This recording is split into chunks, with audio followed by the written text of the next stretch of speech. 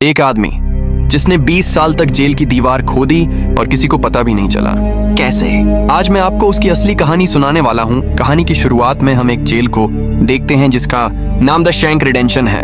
ये दुनिया की सबसे सिक्योर तरीन जेल है। इस जेल में हजारों कैदी हैं, लेकिन आज तक इस जेल से कोई भी कैदी फरार नहीं हो सका, क्योंकि इस जेल की सिक्योरिटी बहुत ही ज्यादा स्ट्रिक्ट है।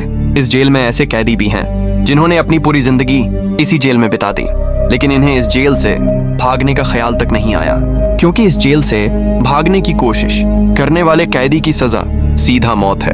अब यहाँ सीन कट होता है और हमें कोर्ट में एंडरडी नाम के एक आदमी को दिखाया जाता है, जो अमेरिका के एक बहुत ही बड़े बैंक का बैंकर है। जज उसे उसकी वाइफ और उसके लवर के मर्डर के इल्जाम में उम्र भर कैद की सजा सुनाता है, लेकिन एंडी कहता है कि मैंने ये मर्डर नहीं किए हैं। पर एंडरडी खुद को बेगुनाह साबित करने के लिए उसके पास कोई प्रूफ नहीं था, जिस वजह से कोर्ट का जज एंडरडी को उम्र भर कैद के लिए दुनिया की सबसे सिक्योर जेल दी शाउशंक रिडेंशन भेज देता है। एंडरडी के साथ और भी कई सारे कैदी होते हैं, और जब इन कैदियों को जेल के अंदर लाया जाता है तब जेल के अंदर मौजूद बाकी कैदी आपस में शर्त लगाते हैं कि आज रात इन नए आने वाले कैदियों में से कौन सा कैदी रोएगा, और इसके लिए ये लोग एक डिब्बी सिगरेट की शर्त लगाते हैं। ये लोग बाहर लाइन से खड़े नए आने वाले कैदियों में से एक एक कैदी को चुन लेते हैं। तब रेड नाम का एक कैदी एंडी पर दांव लगाता है, क्योंकि उसे लगता है कि एंडी बहुत ही मासूम है और वह बहुत ही अमीर घर का है जिसने कभी तकलीफ नहीं झेली, इसलिए उसे लगता है कि वो आज रात सबसे पहले रोएगा। इसके बाद सभी कैदियों को लाइन से जेल के अंदर लाया जाता है और हर एक कैदी को उसके सेल में बंद कर दिया जाता है। कुछ देर बाद रात हो जाती है और तब पुराने कैदी नए आने वाले कैदियों पर चिल्लाने लगते हैं ताकि उनमें से कोई डर जाए और रोने लगे, और ऐसा ही होता है। इन नए आने वाले कैदियों में से एक कैदी फूट फूट कर रोने लगता है और कहता है कि मुझे घर जाना है। तब वहां गार्ड आते हैं और उसे रोने से मना करते हैं, लेकिन जब वह आदमी रोना बंद नहीं करता तब गार्ड उसे सेल से बाहर निकालकर इतना पीटते हैं कि वह बेहोश हो जाता है। दूसरी तरफ रेड एंडरडी पर लगाया हुआ दांव हार जाता है और रेड समझ जाता है कि एंडरडी बहुत ही स्ट्रांग है, क्योंकि इतना डराने के बावजूद उसने एक आवाज तक नहीं की। इसीलिए अगले दिन रेड अपने साथी को सिगरेट का एक डिब्बा दे देता है, क्योंकि रेड एंडरडी पर लगाया हुआ दांव हार चुका था। तभी हम एंडरडी को देखते हैं जो अकेला चुपचाप ब्रेकफास्ट कर रहा होता है। तब एंडरडी की मुलाकात जेल के सबसे पुराने कैदी ब्रुक्स से होती है। ब्रुक्स को यहाँ इस जेल में लगभग 5 साल पूरे होने वाले हैं। एंडरडी समझदारी से ब्रुक्स से इस जेल के सभी छोटे बड़े रूल्स और हर एक कैदी के बारे में जानने की कोशिश करता है। तब ब्रुक्स एंडरडी को जेल का हर एक सीक्रेट पता देता है और वह एंडरडी से कहता है कि अगर तुम्हें जेल के बाहर से कुछ मंगवाना हो तो रेड नाम के कैदी के पास जाना। ये सुनते ही एंडरडी भी इंतजार नहीं करता और वह सीधा रेड के पास पहुंच जाता है और रेड से कहता है कि मैंने सुना है तुम बाहर से किसी भी चीज को अंदर मंगवा सकते हो। तब रेड कहता है हाँ मैं मंगवा सकता हूँ, लेकिन ऐसी चीज जो यहाँ से भागने या फिर किसी को मारने में काम ना आती हो। एंडरडी रेड से कहता है कि मुझे हैमर यानी एक हथौड़ा चाहिए। हथौड़े का नाम सुनते ही रेड कहता है कि तुम्हें हथौड़ा ही क्यों चाहिए, क्या तुम हथौड़े से किसी को मारने वाले तो नहीं हो? तब एंडरडी कहता है नहीं, मैं किसी को मारने वाला नहीं हूँ, मेरा यहाँ कोई भी दुश्मन नहीं है। ये सुनकर रेड कहता है कि तुम्हारा यहाँ दुश्मन तो नहीं है, लेकिन जल्द ही कुछ लोग तुम्हारे दुश्मन बनने वाले हैं। वो कुछ लोगों की तरफ इशारा करके एंडरडी को वार्न करता है कि इन लोगों की गंदी नजर तुम पर है, इसीलिए इनसे बचकर रहना। अगले दिन एंडरडी के कहने पर रेड उसके लिए हैमर मंगवा देता है, और जब वह हथौड़ा देखता है तो रेड हंसने लगता है, क्योंकि हथौड़ा साइज में बहुत ही छोटा होता है। और रेड मन ही मन सोचता है कि इस हथौड़े से जेल में सुरंग बनाने में 600 साल लग जाएंगे। इसके बाद रेड ब्रुक्स के जरिए एंडरडी के सेल तक हथौड़ा पहुंचा देता है। ऐसे ही दिन बीतते हैं, और एक दिन जब एंडी एल्ड्री में काम कर रहा होता है तब वह 3 लोग जिनकी एंडरडी पर गंदी नजर होती है वो एंडरडी को पकड़ लेते हैं। एंडरडी उनसे अपने आप को छुड़ाने की कोशिश करता है, पर 3 लोगों को वह अकेले कंट्रोल नहीं कर पा रहा था, इसलिए ये तीनों पहले एंडरडी को खूब पीटते हैं और फिर एंडरडी के साथ गलत करते हैं। ये सिलसिला इसी तरह चलता रहता है। यह लोग हमेशा एंडरडी को पकड़ते और फिर उसे मारकर उसके साथ गलत करते रहते। इस तरह से 2 साल बीत जाते हैं और एक अनाउंस होता है कि छत की मरम्मत के लिए कुछ लोगों की जरूरत है।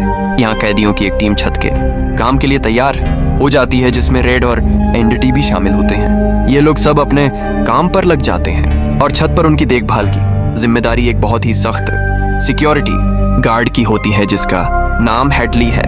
हेडली बहुत ही स्ट्रिक्ट इंसान है जो जरा सी गलती पर कैदियों को बहुत बुरी तरह पीटता है। जब सभी कैदी छत पर काम कर रहे होते हैं तब हेडली थोड़ा परेशान होता है और अपने साथियों से कहता है कि मेरे भाई की हाल ही में मौत हुई है जिसके अकाउंट में 100 पड़े हैं। अब मेरे भाई का मेरे अलावा इस दुनिया में और कोई नहीं है, इसलिए उसके पैसे पर मेरा हक बनता है। लेकिन परेशानी की बात यह है कि जब मैं इन $100 को अपने अकाउंट में ट्रांसफर करूंगा तब सरकार मुझसे टैक्स के रूप में सारे पैसे ले लेगी। एडली जब अपने साथियों से यह बातें कर रहा था तब एंडडी भी इसकी सारी बातें सुन लेता है। एंडडी जो कि एक बहुत बड़ा बैंकर है, उसे पता था कि इन पैसों को बिना गवर्नमेंट को टैक्स दिए कैसे निकाला जा सकता है। इसके बाद एंडडी बिना सोचे हेडली के पास जाता है और उससे कहता है कि क्या तुम अपनी बीवी पर भरोसा करते हो। ये बात सुनते ही हेडली को गुस्सा आ जाता है और वह एंडडी को पकड़कर छत के किनारे ले जाता है। लेकिन उसे नीचे फेंकने से पहले एंडडी उसे बताता है अगर तुम अपनी बीवी पर भरोसा करते हो कि वह तुम्हें धोखा नहीं देगी तो तुम आसानी से अपने भाई के पैसे अपनी वाइफ के अकाउंट में ट्रांसफर कर सकते हो, वह भी बिना टैक्स दिए, क्योंकि गवर्नमेंट का एक रूल है कि कोई भी इंसान अपनी पत्नी को पूरे जीवन में $1000 तक गिफ्ट कर सकता है और इन पैसों पर कोई टैक्स नहीं लगता। और एंडडी यह भी कहता है कि अगर तुम बाहर से किसी लॉयर को रखोगे तो वह तुमसे बहुत ज्यादा पैसे चार्ज करेगा, लेकिन मैं यह काम तुम्हारे लिए फ्री में कर सकता हूँ। तब हेडली पूछता है बदले में तुम्हें क्या चाहिए। इस पर एंडडी मुस्कुराते हुए कहता है मुझे कुछ नहीं चाहिए, जब तुम्हारा काम हो जाए तुम बस मेरे सारे दोस्तों को बियर पिला देना। और अगले दिन सभी कैदी छत पर बैठकर बियर का मजा ले रहे होते हैं, यानी एंडडी ने हेडली का काम कर दिया था। लेकिन एंडी बियर नहीं पीता, वह एक कोने में बैठकर सभी को बियर पीते देखकर खुश होता है। एंडडी के साथी भी उससे बहुत खुश होते हैं क्योंकि जेल में बियर पीना ऑलमोस्ट इम्पॉसिबल था, लेकिन एंडडी की वजह से उनकी यह इच्छा पूरी हुई। फिर समय ऐसे ही बीतता है और एंडडी और रेड की दोस्ती गहरी हो जाती है। कुछ दिन बाद जेल में सभी कैदियों को फिल्म दिखाई जाती है और सभी लोग रीटा हेवर्थ की फिल्म देख रहे होते हैं। तब एंडडी रेड के पास आकर कहता है मुझे रीटा हेवर्थ का एक बड़ा पोस्टर चाहिए। एंडडी रेड से इसलिए पोस्टर मांगता है क्योंकि पूरे जेल में एक रेड ही था जो बाहर से किसी भी चीज को मंगवा सकता था। इसके बाद एंडडी बाहर निकलता है, लेकिन जैसे ही वह बाहर आता है वहां वहीं 3 लोग खड़े होते हैं जो एंडडी के साथ गलत करते थे। वे एंडडी से कहते हैं चलो हमारे साथ, लेकिन इस बार एंडडी मना कर देता है। एंडडी के मना करने पर वह लोग उसे पकड़ लेते हैं और उसके साथ जबरदस्ती करने की कोशिश करते हैं, लेकिन एंडडी भी उनका मुकाबला करता है। पर वो लोग 3 होते हैं जिस वजह से वह एंडडी को बहुत ही बुरी तरह से पीटते हैं। पर आज ये लोग एंडडी के साथ कुछ कर नहीं पाते, लेकिन एंडडी को ये लोग इतना मारते हैं कि एंडडी 1 महीने के लिए अस्पताल में चला जाता है और साथ ही वह आदमी जिसने एंडी को मारा होता है उसे 1 हफ्ते के लिए काल कोठरी में डाल दिया जाता है। 1 हफ्ते बाद जब वह वापस अपने सेल में आता है तो वहां पर वही ऑफिसर होता है जिसका एंडडी ने $100 का टैक्स बचाया था, और इस ऑफिसर को किसी ने बता दिया था कि एंडडी को इस आदमी ने इतना मारा है कि वह बेचारा 1 महीने के लिए अस्पताल में चला गया है। अब यहाँ वो ऑफिसर उस आदमी को इतनी बुरी तरह से मारता है कि वो हमेशा के लिए पैरालाइज हो जाता है। 1 महीने बाद जब अस्पताल से एंडडी वापस अपने सेल में आता है तब उसे अपने सेल में रीटा हेवर्थ का एक बड़ा पोस्टर मिलता है जो कि असल में एक वेलकम गिफ्ट होता है रेड की तरफ से। इस तरह से दिन गुजरते हैं और एक दिन जेल का वार्डन सिक्योरिटी गार्ड के साथ एंडडी के सेल में आता है और उसके सेल की तलाशी करवाता है। सेल की चेकिंग लेने के बाद जब वार्डन को कुछ नहीं मिलता तब वार्डन की नजर सामने लगे पोस्टर पर पड़ती है। वार्डन कहता है कि वैसे तो मैं सेल में पोस्टर अलाउ नहीं करता, पर तुम इसे अपने सेल में लगा सकते हो। दरअसल तलाशी तो एक बहाना होता है। वार्डन को इस ऑफिसर ने बताया था कि किस तरह से एंडडी ने उसका $100 का टैक्स बचाया, इसीलिए वार्डन अपने फायदे के लिए एंडी से मिलना चाहता था। एंडडी के हाथ में बाइबल होती है जिसे वह ले लेता है और बाइबल को लेकर वह यहाँ से निकल जाता है। पर कुछ ही दूर जाने के बाद वह वापस लौट कर आता है और उसके हाथ में जो एंडडी की बाइबल होती है वह उसे लौटाते हुए कहता है कि मुक्ति इसी में है।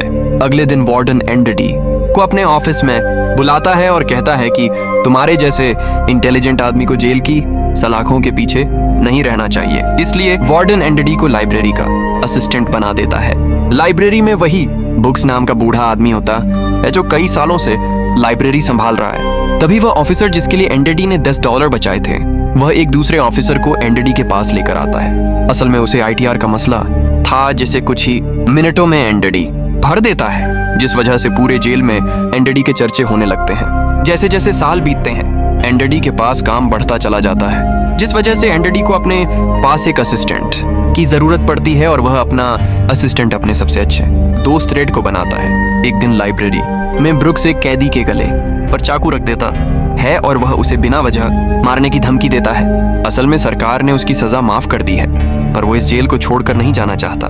आज उसे इस जेल में पूरे 50 साल हो चुके हैं।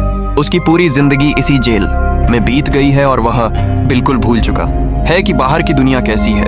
ये जेल की दुनिया ही उसकी असली दुनिया है और उसे लगता है कि अगर उसने किसी का खून कर दिया तो उसकी सजा बढ़ जाएगी और उसे इसी जेल में रखा जाएगा।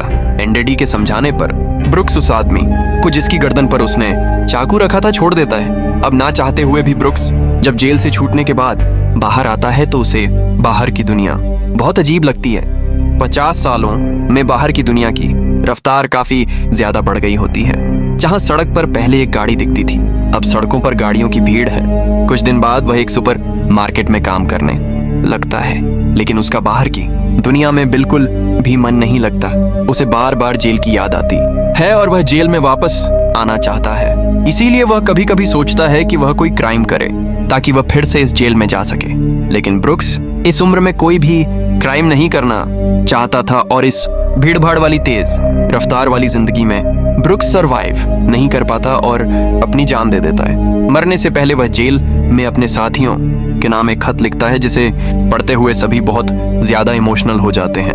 वहीं हमें जेल दिखाई जाती है जहां पर वार्डन एक नया प्रोग्राम शुरू करता है। इस प्रोग्राम में जेल की कैदियों को बाहर ले जाकर काम करवाया जाएगा ताकि उन्हें पता चल सके कि मेहनत से पैसे कैसे कमाए जाते हैं, और कैदी भी इस काम के लिए मान जाते हैं क्योंकि वह सब भी बाहर की हवा खाना चाहते थे। और इस तरह से वार्डन इन कैदियों से काम लेता है। पर इस प्रोजेक्ट के जरिए वार्डन को बहुत सारे कॉन्ट्रैक्ट मिल जाते हैं क्योंकि जेल के कैदियों की लेबर बहुत सस्ती होती है और जो बाहर की लोकल कंस्ट्रक्शन लेबर की टीम होती है उन्हें कहीं पर भी काम नहीं मिलता क्योंकि वार्डन उनका काम आधी कीमत पर अपने कैदियों से करवाता है। और वार्डन आधी कीमत पर काम इसलिए करता है क्योंकि कैदी कोई लेबर तो थे नहीं जिनको वार्डन दिहाड़ी दे पाता। इसीलिए वार्डन फ्री में कैदियों से काम करवाकर बहुत सारा पैसा कमाने लगता है और उसका यह पैसा ब्लैक का होता है। लेकिन एंडी एक बैंकर होने की वजह से वार्डन का सारा ब्लैक मनी व्हाइट में बदल देता है। दरअसल एंडी इन पैसों को एक ऐसे आदमी के नाम पर जमा करता है जो इस दुनिया में है ही नहीं और वह उसके अकाउंट में सारा पैसा ट्रांसफर कर देता है ताकि अगर कल को पुलिस को पता भी चल जाए तो पुलिस एक ऐसे आदमी को ढूंढ रही होगी जो इस दुनिया में कभी पैदा ही नहीं हुआ। अब यहाँ जेल में एक नया कैदी आता है जिसका नाम टॉमी है। टॉमी बहुत यंग होता है और वह इस छोटी सी उम्र में कई सारी जेलों में जा चुका है। टॉमी एक बहुत ही फ्रेंडली नेचर का था, इसलिए उसकी जल्द ही जेल में बहुत से कैदियों से दोस्ती हो जाती है। एक दिन खाने की टेबल पर टॉमी सबसे कहता है कि मैं पिछले कई सालों से चोरी कर रहा हूँ, इसलिए मैं यहाँ की कई सारी जेलों में जा चुका हूँ और इस बार भी मैं चोरी की वजह से इस जेल में आया हूँ। टॉमी की बात सुनते हुए एंडी उसे कहता है कि अगर तुम चोरी करने के बाद बार बार पकड़े जा रहे हो तो इसका मतलब ये है कि यह काम तुम पर सूट नहीं करता, इसलिए तुम्हें चोरी करना छोड़ देना चाहिए। टॉमी को एंडी की यह बात बिल्कुल ठीक लगती है, इसलिए टॉमी रेड से एंडी के बारे में जानकारी लेने लगता है। टॉमी रेड से कहता है कि एंडी बहुत ही इंटेलिजेंट और डिसेंट इंसान है, उसे जेल क्यों हुई है। रेड उसे बताता है कि एंडी एक बहुत बड़ा बैंकर था, लेकिन उसने अपनी वाइफ और उसके लवर का कत्ल किया, जिस वजह से उसे उम्र भर कैद हुई। यह सुनकर टॉमी सोच में पड़ जाता है, जैसे उसे कुछ याद आया हो। उसके बाद वह एंडी को बुला लेता है। अब टॉमी के सामने एंडी और रेड होते हैं। टॉमी इन दोनों को बताता है कि 4 साल पहले मैं एक जेल में गया था, जहां पर मुझे एक कैदी मिला और उस कैदी ने मुझे बताया कि एक रात वह एक घर में चोरी करने गया। चोरी के दौरान उस घर का मालिक जाग गया। अब पकड़े जाने के डर से उसने उस घर के मालिक और उसकी पत्नी को मार डाला। बाद में उसे पता चला कि वह दोनों पति पत्नी नहीं थे बल्कि लवर थे और वह औरत एक बहुत बड़े बैंकर की पत्नी थी।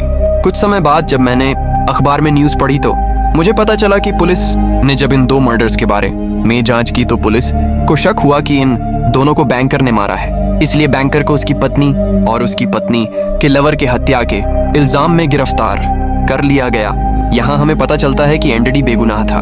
ये सब जानने के बाद एंडडी वार्डन के पास जाता है और उसे ये सारी बातें बताता है, पर वार्डन जानबूझकर उसकी बातों पर विश्वास नहीं करता, क्योंकि एंडडी वह इंसान है जो उसके काले पैसों को वाइट में बदलता है और वार्डन के सारे राज जानता है। इसलिए अगर एंडडी यहाँ से चला गया तो वार्डन ना तो और पैसे कमा पाएगा और शायद उसके ब्लैक पैसों का राज भी खुल जाएगा। इसलिए वह एंडडी से कहता है कि यह एक झूठी कहानी है, मुझे ऐसी कहानियां रोज सुनने को मिलती हैं। एंडडी वार्डन से वादा करता है कि अगर मैं आजाद भी हो गया तो मैं तुम्हारा राज ही रखूंगा, लेकिन वार्डन एंडडी की कोई भी बात नहीं सुनता। ये देखकर एंडडी को बहुत गुस्सा आता है कि मैंने इस आदमी की इतनी मदद की, लेकिन आज बेगुनाह होने के बावजूद भी मुझे ये बाहर नहीं जाने दे रहा। इसलिए एंडडी वार्डन पर चिल्ला पड़ता है। तब वार्डन एंडडी को 1 महीने के लिए काल कोठरी में डाल देता है और उसके बाद वह सीधे टॉमी के पास जाता है और वार्डन टॉमी से पूछता है कि क्या तुमने जो बातें एंडडी को बताई हैं वह सारी सच है? टॉमी कहता है हाँ ये बिल्कुल सच है। इसके बाद वह टॉमी से कहता है कि क्या अगर तुम्हें कोर्ट में बुलाया जाए तो तुम कोर्ट में इस बात की गवाही दे सकते हो? तब टॉमी कहता है हाँ मैं इसके लिए तैयार हूँ। यह सुनते ही वार्डन ऊपर गार्ड को इशारा करता है और वह गार्ड टॉमी को गोलियों से छलनी कर देता है। इसके बाद वार्डन एंडडी के पास जाता है और उसे कहता है कि टॉमी ने भागने की कोशिश की थी इसलिए उसे गोली मार दी गई। लेकिन एंडडी समझ जाता है कि टॉमी को क्यों मारा गया और एंडडी मन ही मन सोचता है कि वार्डन बहुत ही घटिया इंसान है। एंडडी वार्डन से कहता है कि आज के बाद मैं तुम्हारा काम कभी नहीं करूंगा। तब वार्डन कहता है कि मेरा काम तो तुम्हें ही करना पड़ेगा, वरना मैं ये जेल तुम्हारे लिए नरक बना दूंगा। और जाते हुए वार्डन सिक्योरिटी गार्ड से कहता है कि उसे 1 और महीने के लिए काल कोठरी में रखो। काल कोठरी एक बहुत ही खौफनाक जगह थी जहां काले अंधेरों में कैदी को पूरे 1 महीने रहना पड़ता था। अब एंडी इस काल कोठरी में 1 महीना तो बिता चुका था, लेकिन अब उसे 1 और महीना उसी अंधेरे वाले छोटे से कमरे में बिताना पड़ेगा। बाहर पूरे जेल में यह खबर फैल जाती है कि एंडडी उस गुनाह की सजा काट रहा है जो उसने कभी किया ही नहीं था। जेल के अंदर मौजूद सभी कैदियों को एंडी के लिए बहुत दुख होता है। अब काल कोठरी में पूरे 2 महीने गुजारने के बाद जब एंडडी बाहर आता है तो रेड उसके पास आता है। एंडडी रेड से पूछता है कि क्या तुम कभी इस जेल से बाहर निकल पाओगे? रेड कहता है हाँ, लेकिन तब जब मैं बहुत बूढ़ा हो गया होऊंगा और मेरा दिमाग काम करना बंद कर देगा। एंडडी कहता है कि मैं यहाँ से निकलकर मेक्सिको जाऊंगा।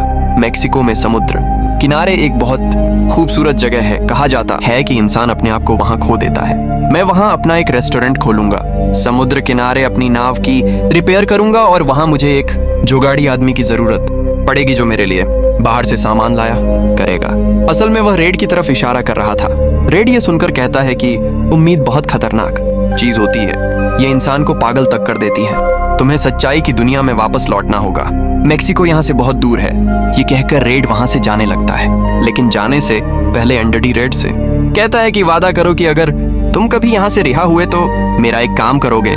रेड कहता है हाँ मैं जरूर करूंगा। तब एंडडी रेड को एक एड्रेस बताता है और कहता है कि जब भी तुम यहाँ से छूट जाओ तो उस जगह जाना जहाँ एक बड़े मैदान के बीच एक खूबसूरत पेड़ है। उसी पेड़ के नीचे मैंने अपनी वाइफ को प्रपोज किया था। वह रेड से कहता है कि उसी पेड़ के नीचे एक दीवार के अंदर तुम्हें काले रंग का पत्थर मिलेगा जिसके नीचे मैंने एक बॉक्स छिपाया है, और जब भी तुम रिहा हो जाओगे तो वहाँ जाकर उस पत्थर के नीचे उस बॉक्स को देखना कि उसमें क्या है। ये कहकर एंडडी वहां से चला जाता है और सीधा वार्डन के पास पहुंचता है। वह वार्डन का काम पूरा करके उसके सारे डॉक्यूमेंट्स एक खास तिजोरी में रखता है। डॉक्यूमेंट्स रखने के बाद वार्डन एंडडी को अपने कपड़े देता है। वह एंडडी से कहता है कि मेरे कपड़े प्रेस करवा देना और मेरे जूतों को शीशे की तरह चमका देना, जिसके बाद एंडडी वापस अपने सेल में आ जाता है। वहीं दूसरी तरफ रेड आज रात बहुत परेशान होता है क्योंकि उसे डर था कि एंडडी कहीं खुद को मार ना दे। इस तरह से रात गुजर जाती है और सुबह होती है। सुबह होते ही सभी कैदियों के सेल के दरवाजे खुल जाते हैं और सभी कैदी बाहर आ जाते हैं, लेकिन एंडडी सेल से बाहर नहीं आता। ये पिछले 20 सालों में पहली बार ऐसा हो रहा था कि कोई कैदी सुबह अपने सेल से बाहर नहीं आया। तब रेड की नजर भी एंडरडी के सेल की तरफ होती है और रेड की परेशानी बढ़ती रहती है कि कहीं एंडरडी ने खुद को मार तो नहीं दिया।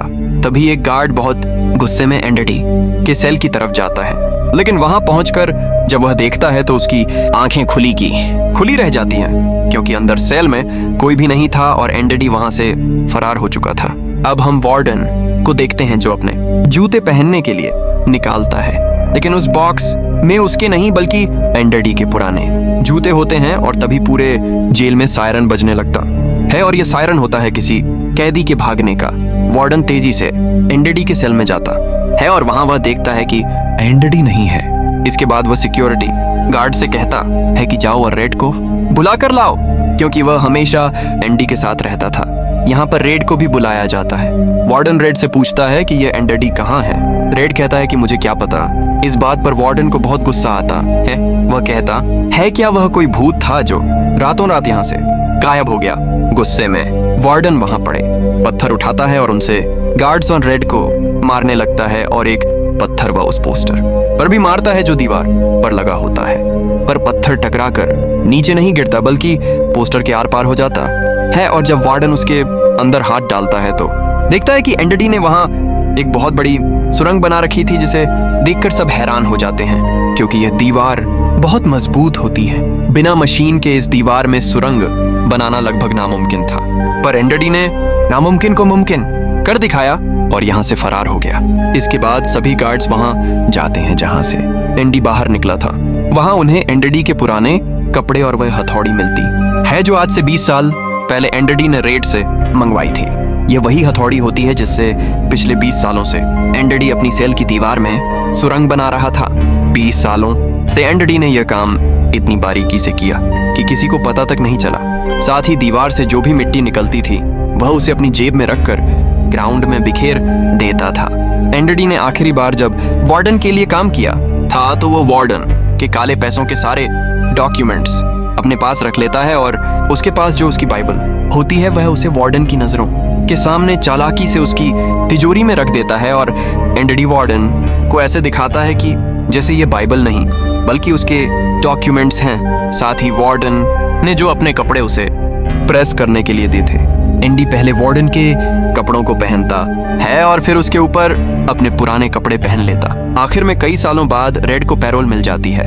वो बाहर आता है, लेकिन आजादी उसके लिए भी आसान नहीं होती। हर रात उसे एंडी की याद आती है, वो छोटा सा सपना। एक दिन रेड वही रास्ता पकड़ता है जो एंडी ने छोड़ा था, वही पेड़, वही पत्थर और उसके नीचे एक छोटा सा डिब्बा जिसमें एंडी का पत्र था। अगर तुमने उम्मीद नहीं छोड़ी तो एक दिन हम जरूर मिलेंगे। रेड आखिरकार मैक्सिको पहुंचता है। समुद्र किनारे एंडी अपनी नाव ठीक कर रहा होता है और सालों बाद उन दोनों दोस्तों की मुलाकात होती है। और बस यही है शॉशैंक रिडेम्पशन की सबसे बड़ी सीख। और दोस्तों, यही थी उस आदमी की कहानी जिसने 20 सालों में सिर्फ दीवार नहीं तोड़ी बल्कि किस्मत बदल दी। अगर आपको ये कहानी पसंद आई हो तो वीडियो को लाइक और चैनल को सब्सक्राइब जरूर करें। हम फिर मिलेंगे एक और रोमांचक मूवी एक्सप्लेन्ड के साथ।